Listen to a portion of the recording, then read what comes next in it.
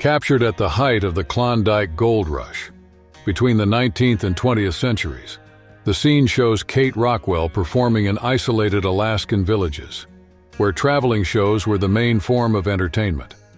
Dressed in red chiffon, she performs popular songs and dances that reflect the budding American vaudeville. The saloon waiter, who became her manager, organized tours to bring the show to miners and settlers of the vast West, bridging cultural frontiers. At the turn of the 20th century, Kate Rockwell, the celebrated indigenous dancer known as Klondike Kate, financed her partner Alexander Pantages' purchase of vaudeville houses in Seattle through her performances. In 1907, Pantages married another woman and parted ways with the artist, ushering in a difficult period for Rockwell, who, without a stable income, died in modest circumstances in 1957. Pantages, by contrast, built a theater network and amassed great wealth. Dora Hand, a singer acclaimed on the nights of Dodge City, Kansas, embodied the cultural vitality of the post-Civil War frontier. Between church hymns and smoke-filled saloons, her voice drew ranchers traveling the cattle trails. On October 4, 1878, the cowboy James "Spike" Kennedy, attempting to shoot the mayor in the next room, fired and killed her. The manhunt led by Bat Masterson highlighted the clashes between authority and gunfighters in the Old West. In 1885, as the American press expanded amid industrialization and the fight for women's suffrage gained momentum, Elizabeth Cochran, at 18, entered the newsroom of the Pittsburgh Dispatch and revealed herself as the author of the anonymous article, "Girls and Their Sphere in Life." Under the pseudonym Nellie Bly, she marked herself as a pioneer by challenging the narrow view of women's work, foreshadowing the investigative reporting that would define her career. At the beginning of the 20th century, the twin sisters Athalie and Juanita Perry stood out on the North American popular entertainment scene. Trained in Buffalo Bill's Wild West show, they mastered lassoing and equestrian techniques that symbolized the frontier myth. Upon joining the Barnum and Bailey Circus, they performed in the Stagecoach Escape Act, an attraction evoking Old West stagecoach robberies and reflecting urban audiences' taste for adventure narratives under the big top.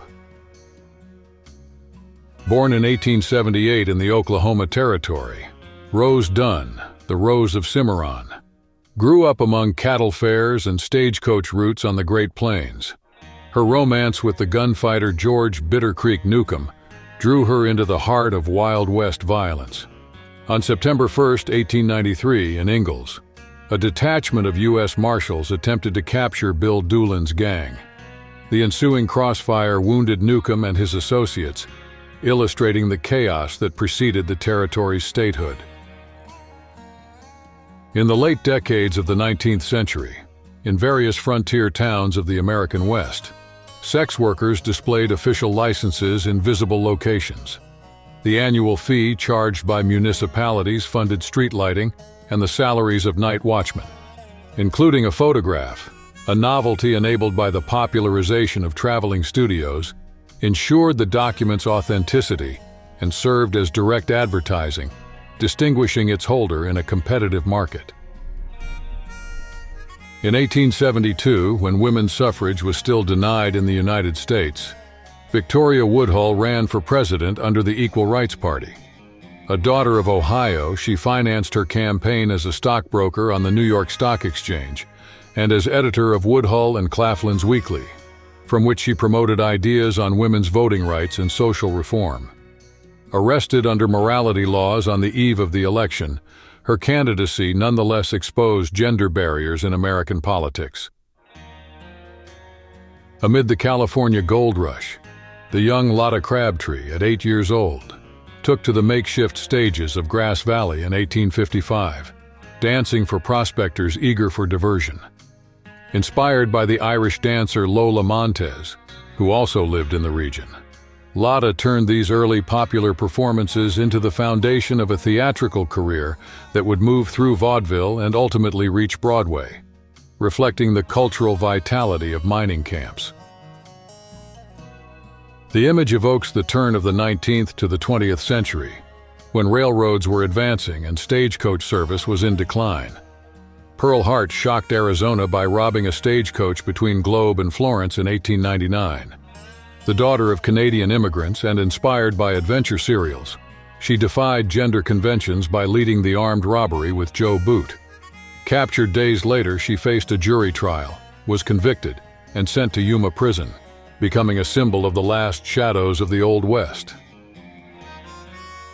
Around 1894, amid the railroad boom and following the Panic of 1893, Laura Bullion emerged in a changing West.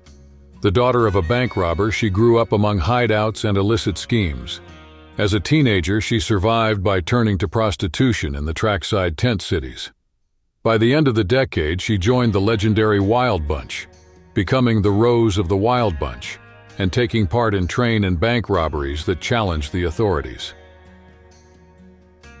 Belle Siddons was born in 1846 on a wealthy slaveholding plantation in the South, a setting that shaped her youth in a nation on the brink of division.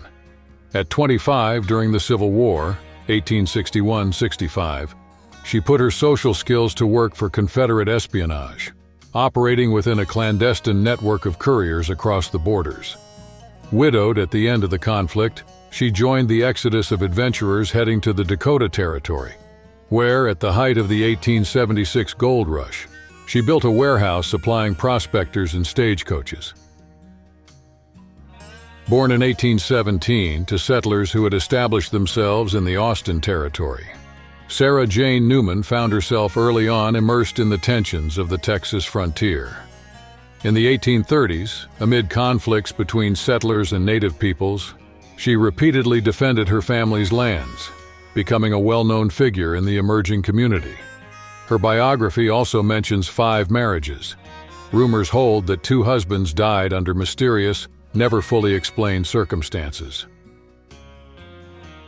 Mary Catherine Harrony, known as Big Nose Kate, was born in 1850 in Hungary and reached Missouri as a child, at a time when migration waves were swelling the riverbanks. Orphaned at 14, she passed through orphanages until she fled to the frontier lands. In the 1870s, amid railroad expansion and fresh memories of the Civil War, she worked in saloons and infirmaries. There she met the gunslinging dentist Doc Holliday, her partner in the tumultuous West, where scarcity of opportunity and violence shaped destinies. Born Myra Maybelle Shirley in 1848 in Missouri, Belle Starr grew up amid the instability of the American Civil War. Her wealthy family sought refuge in Texas in 1864, a territory then marked by guerrilla warfare and cattle trading. There, Belle made contact with the James Younger Gang, renowned for post-war bank robberies. In 1866, she joined Jim Reed, a horse thief, a step that sealed her entrance into the outlaw world and forever changed her fate. Etta Place, an enigmatic figure of the Old West, appears in this circa 1901 photograph as the companion of Butch Cassidy and the wife of Harry Longabaugh, the Sundance Kid. Between 1899 and 1901, she rode with the Wild Bunch, taking part in train and bank robberies that strained railroad expansion and federal authority in newly organized territories. After the Pinkerton siege, she left with them for Buenos Aires, seeking refuge in the frontiers of Patagonia. Possibly born in New Orleans in 1829, Eleanor Dumont, of Creole descent, emerges in the records already an adult in 1854, when she moved to Nevada City, California at the height of the gold rush. There she opened a gambling house, a common frontier practice but rare under female management. Her blackjack table attracted miners and travelers, fascinated both by her card skill and by her elegant demeanor, uncommon in the territory's saloons. Born in 1910 in Rowena, Texas, Bonnie Parker grew up during a period of rapid social and economic change in the United States. Educated and drawn to the performing arts, she saw her stage plans collapse when, in 1930, she met Clyde Barrow, an ex-convict shaped by the poverty of the Great Depression. From then on, the couple roamed the Southwest robbing gas stations and banks, becoming symbols of the outlaw era that defied federal law until they were killed in 1934.